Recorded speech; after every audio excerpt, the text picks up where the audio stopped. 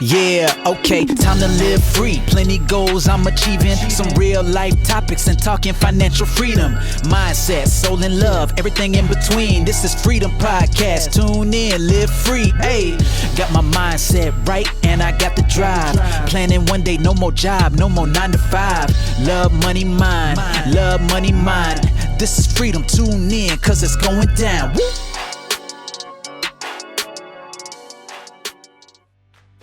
Hi, this is Anna and welcome to another episode of Your Freedom Podcast. In this episode, I interview Lucy Abigail. Lucy is one of probably my youngest people that I've interviewed on this show. She's a young businesswoman and a fulfillment seeker that wants to share with you science-backed tips that have helped her live a more fulfilling life. Growing up, she struggled to know what she really wanted to, create happiness in her life, and she's got some really, really good shares for this show. So I'm really excited to introduce you to Lucy to the show. So hi Lucy, thanks ever so much for sparing the time for this interview. It's great to have you on the show. Thank you so much. It's a pleasure to be here. And it's great to connect with you actually, because when I was doing my research about you, I was like, there's some synchronicity, there's some synergy here, and I know that you're doing all this. Your brand is the key to clarity. But before I was going to go into that, I just wanted to, on my podcast, Your Freedom Podcast, we talk about 3 pillars. Freedom in love, which is actually around self-care and self-love. Freedom in money, financial freedom, and then freedom in mind. And those are the 3 pillars that have kind of given me equilibrium in my life, because I went through a real challenging time around 2015, left a very abusive marriage, and have built a successful business and featured in Forbes and all these great things. But this is why I put this podcast together, because I really think it keeps us going in this kind of digital social world when there's these Insta influencers and Facebook, or fake book as we call it. I like that. It's good to kind of focus on what's really important. I think when you go through a challenging time, you realise, gratitude and all those kind of things. So I just thought I'd set the scene like that, because I know your journal. I was having a nosy of your journal, and there's quite a lot of affirmations and things like that around it. So I just wondered I don't know too much about this keys to clarity, so I just wondered why you're doing this and how you kind of got to this point, really. So for me, I set up Keys to Clarity because I want to help people live a more fulfilling life. And this stems back to when I was kind of a young teen, even primary school student. I was always asking why, why is this? Why is that?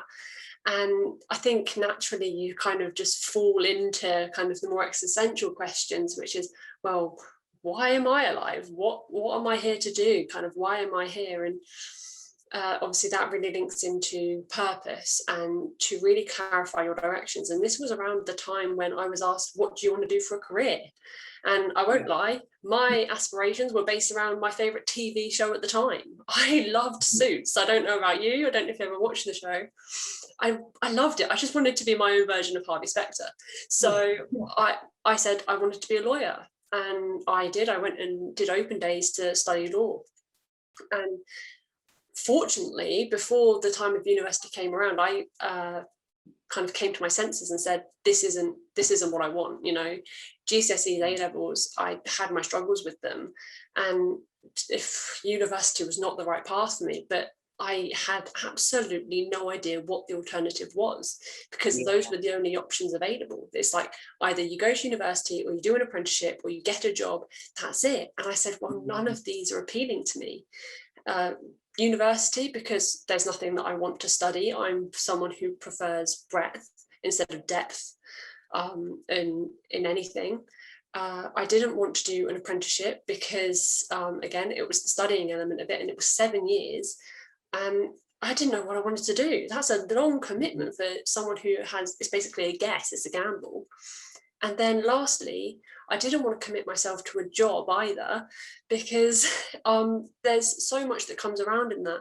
And your time falls away from you. You don't have the time to explore interests and actually discover what you do enjoy and what you do want to go into. And because that's the thing, that's how you figure out what you want to do. It's not a case of looking internally, it's very explorative, it's experimental. You say, well, these are things which I could be interested in, and you go and you spend some time and you practice, and then once you've done a bit of practice in that realm and you realize, actually, I'm really enjoying this. Obviously, with everything, there will be some things which you may not enjoy, but on the whole, you may enjoy it. And then you can create a purpose from it. And you can say, well, how can I use this skill that I'm developing to help others?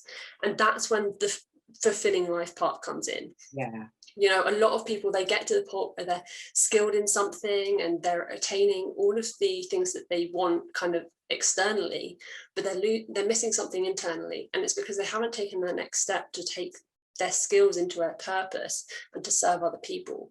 Yeah. So I think it's also quite difficult when you're younger to kind of really it's like you've got to make a decision quickly which path you're going to go. And like you say, it's kind of quite black and white which way as well, isn't it? It's like, especially if you go, I know people do degrees and then sometimes I did microbiology and I ended up going into the pharmaceutical industry for years. But then, like you're saying with the whole purpose thing, I then found kind of it was when I actually became a mum, so again, generally speaking, that is, the parenthood is a good flick, because all of a sudden you're out of your own head and you're forced to think about somebody else. Whereas people who don't have that demand on them, they don't put themselves in that situation where they have to change their behavior, they have to change their thinking, and so they don't think about purpose and they don't think about how they can serve others. So how do you think you can kind of get to people at an earlier age before they become parents like me and kind of have this wake-up call? Well, difficult one, isn't it? Really? It is difficult. It is really difficult. There's a saying, and I'm going to butcher, I'm not going to get it completely correct, but it goes something along the lines of your behavior doesn't change until the situation demands it. Yeah. You really have to put yourself in a position where the only possible way you can move forward is to commit to the different mindset, the different behaviors that you want to exhibit and you want to practice. Yeah. And people don't do that because they like to stay in their comfort zone. To change is uncomfortable, to grow is uncomfortable. Yeah. I say if you feel uncomfortable, it's good, because it means that you're going through a change and you're growing. Yeah, exactly. I mean, obviously moderation and everything moderation, there is such thing as too much, but there is that optimal level, and most people aren't anywhere near it. So, and especially kids, because we keep them in, well, I say them, I feel like I'm still one of them, I'm only 20 years old. We keep them in this little bubble and we say, right, you're going to go into this year and you're going to go into this year and you're going into this year, and then all of a sudden they've gone through 14 years of being told what they're going to study, when they're going to study it, how they're going to study it, who they're going to be taught by, all the decisions are made for them, and then they're like, right, now go make all of your decisions for yourself. We need to introduce this kind of slow development, I suppose, if we can, to start moving those decisions over, and also having an understanding of how those decisions are made. And it's not going to be, you're not just going to suddenly have kind of an epiphany, be like, this is it, this is my calling, I know what it is, I found it. It's going to be experimental, it's going to be going out trying things, it's going to be going out and failing at things.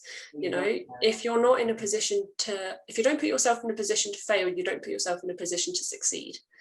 You really have to be intentional and say, right, I'm going to try this, it's going to go one of two ways. If I succeed, brilliant. If this goes how I wanted to, brilliant. If it doesn't, I can try something else. There's been a learning in that. It's still growth. I think, again, it's because, well, I suppose it probably happened before the digital era as well, that we're always wanting to be perfect, aren't we?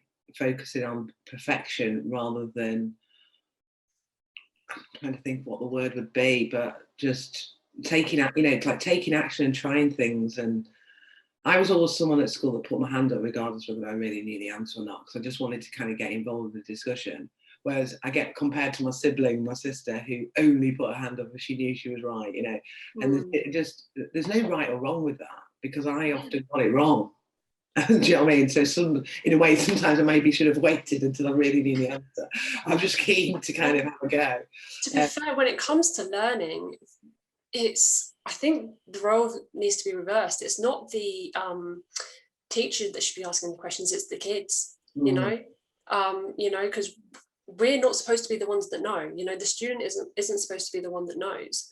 The person that's supposed to know is the teacher, and the student asks the teacher, say, well, how does this work? And how about that? And what happens if this under this, and all the rest of it? And then, yes, at some point the position changes, and then the student starts answering the questions, because that's when you're tested, and only once you're tested can you realize where your gaps in your knowledge are.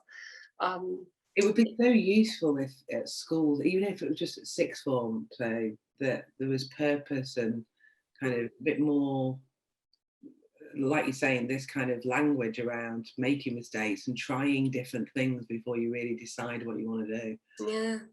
So that, because I think it's kind of like, you've got to make this decision, so you go through it, and a lot of people just then continue right up until retirement doing that thing.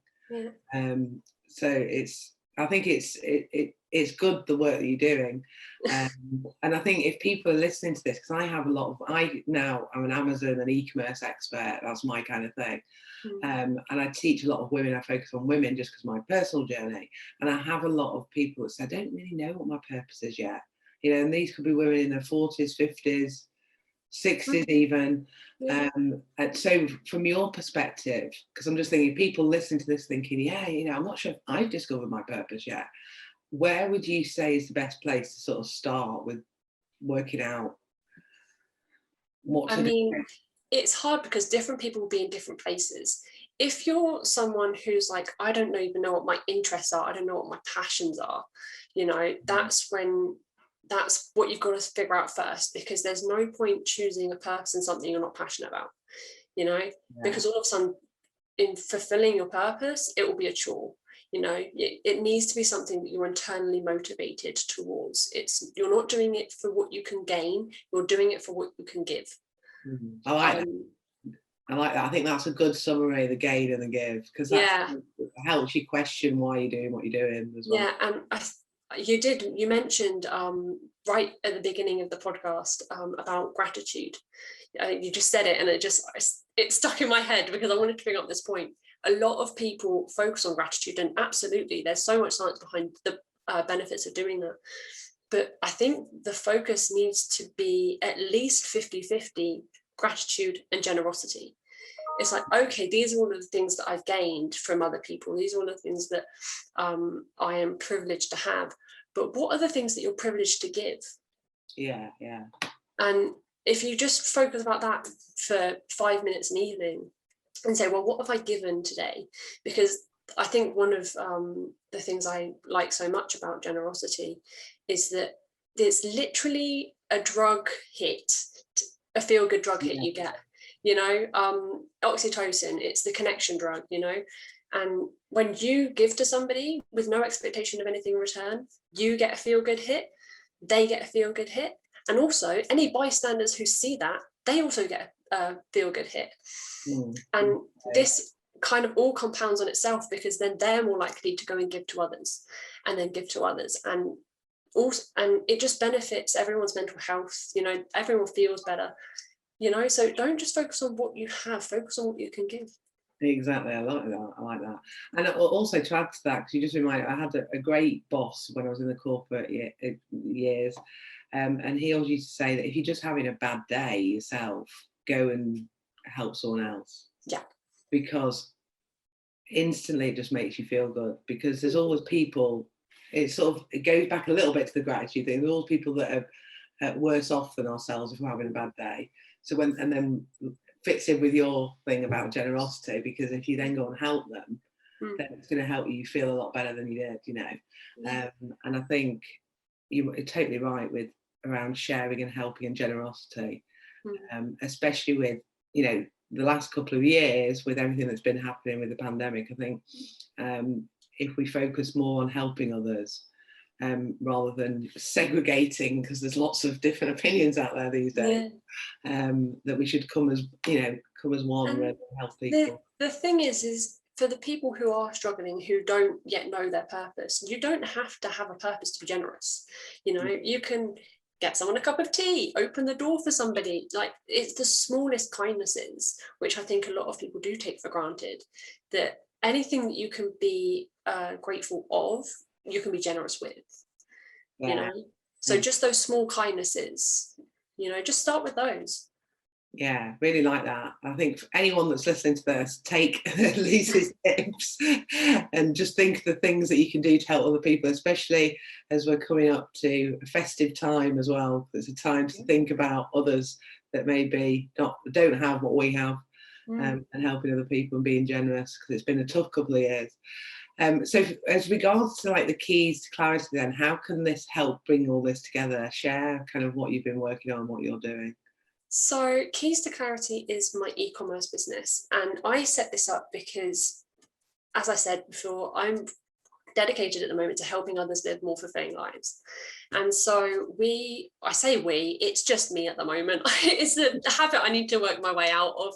I don't know how I fell into it, but hey, so I set up the company to help others live more fulfilling lives.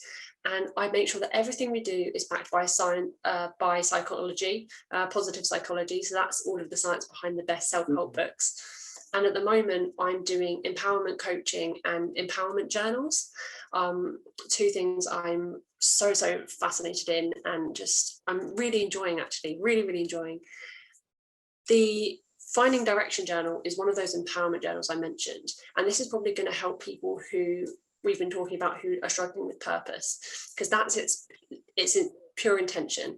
It's to go from this idea of discovery, just kind of looking at what your interests are and what could be your passions, you know, really kind of drawing out your dreams, you know, and painting a bigger picture as possible, because the idea is that 10x is bigger than 2x. 10 times the picture is bigger than 2 times the picture, because the larger the vision, the more motivated you are to go and attain it. Yeah, exactly.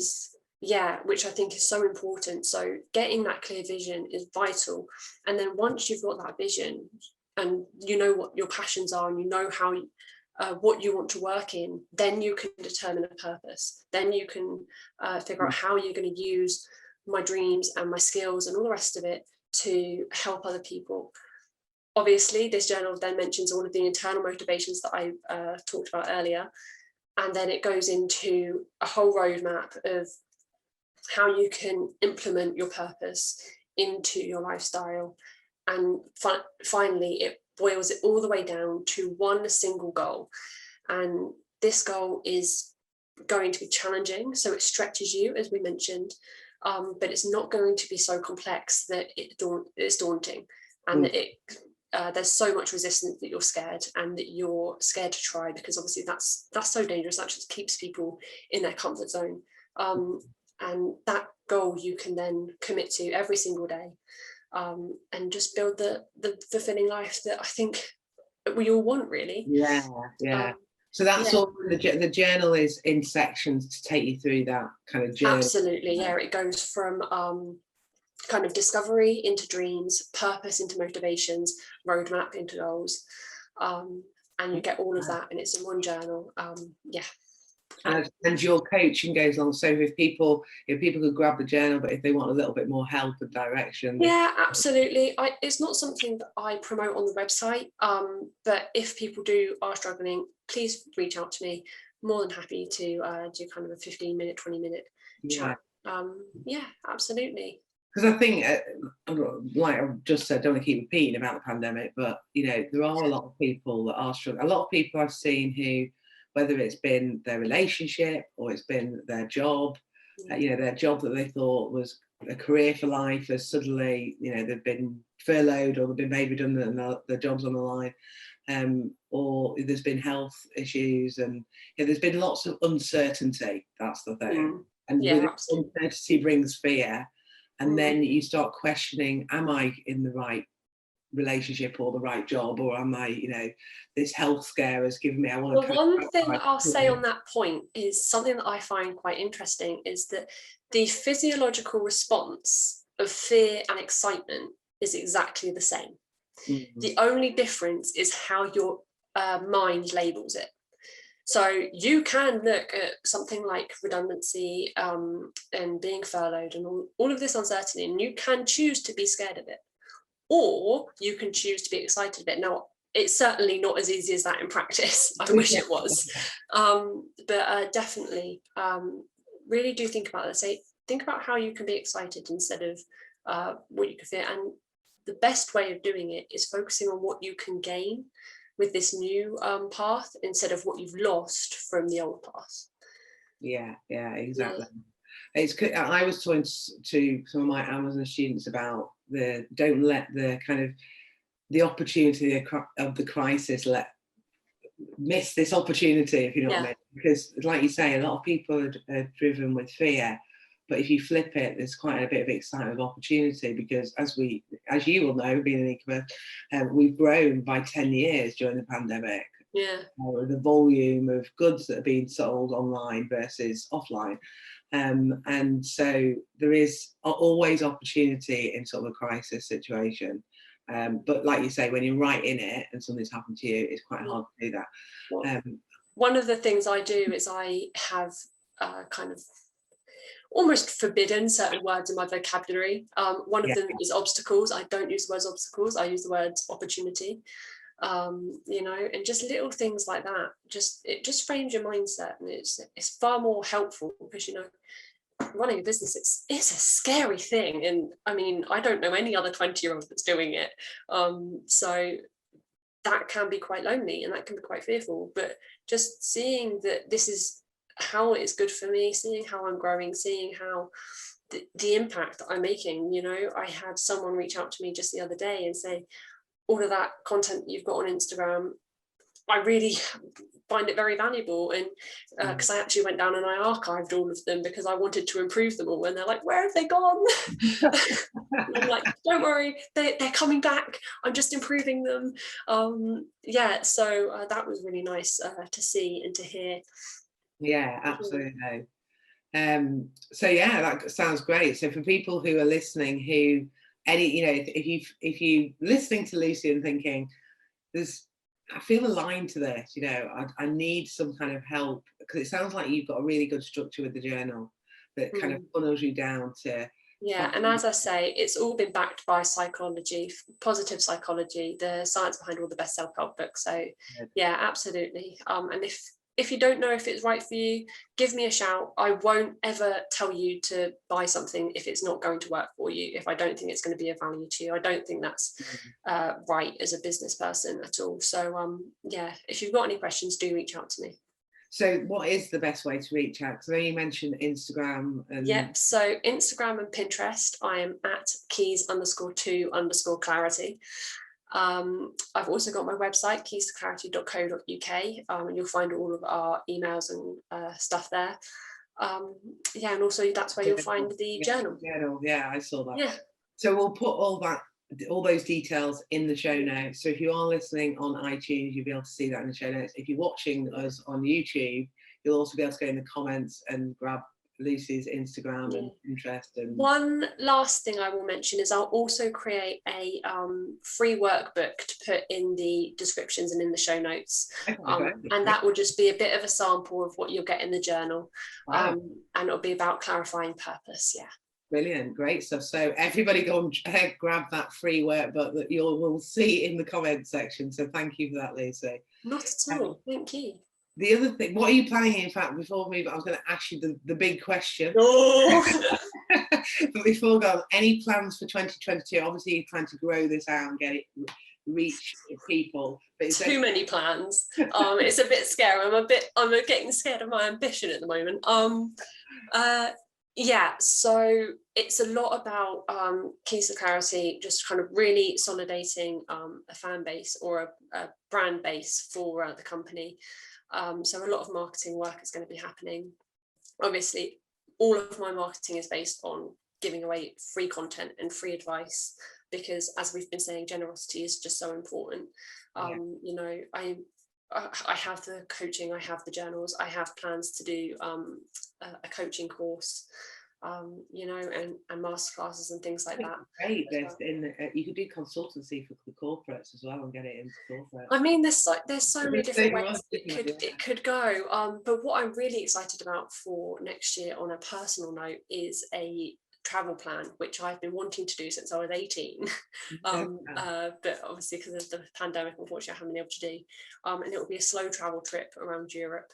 And I think that would be really interesting because it will put me out of my comfort zone, because, you know, I've just known where I live in the UK, and it's all I've known for the last 2 years. So that would be really interesting, and also seeing if I can adapt my company to being a remote worker, you know, and traveling Europe whilst I try to build a business. That digital nomad traveling around Europe. Love it. I know. I'm it's either going to be mad or it's going to work, and I'll be a genius. But you don't go for it because it's all experience, isn't it? And it's exactly, you get so much from that, and decide whether you want to continue it or settle somewhere, or, you know. So it sounds exciting anyway, and you'll meet a lot of good people on the way, I'm sure. So I always ask everybody on the podcast, what does freedom mean to you? Because it's a really interesting question. It's, well, from my perspective and the listeners, for the birthday episode, what we did was we chopped lots of people's answers and heard them back to back, which was really interesting. So Lucy, what does freedom mean to you? It's complicated. It's certainly not simple. For me, I think absolutely it's about autonomy. I think autonomy is pretty much a synonym of freedom anyway, but just being able to control,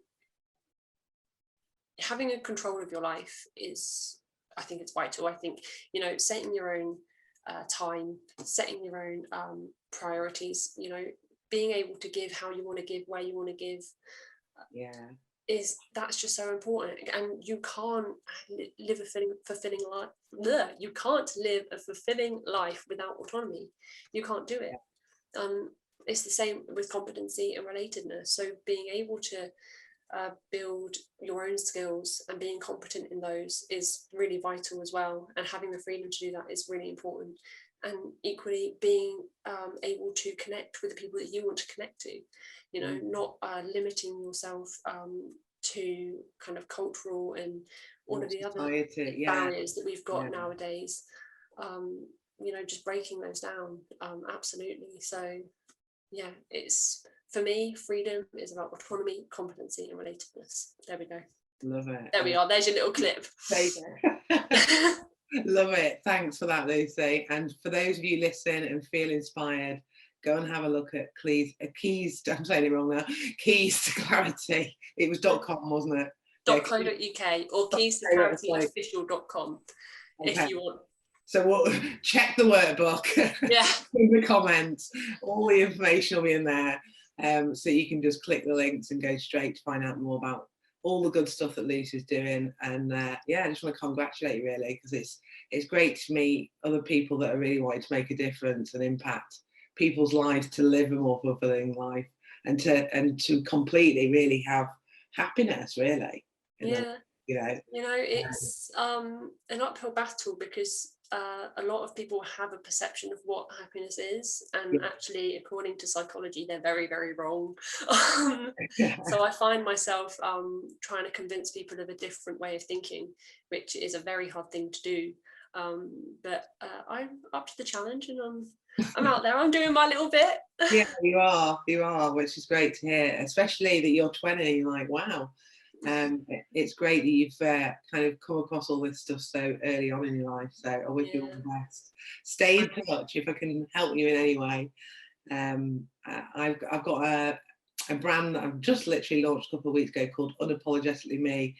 It's more around confidence and self-love and self-care. Well, you'll be surprised how much living a fulfilling life leads into confidence, actually. You know, because confidence is built on prior recent success. That is the fundamentals of your confidence are.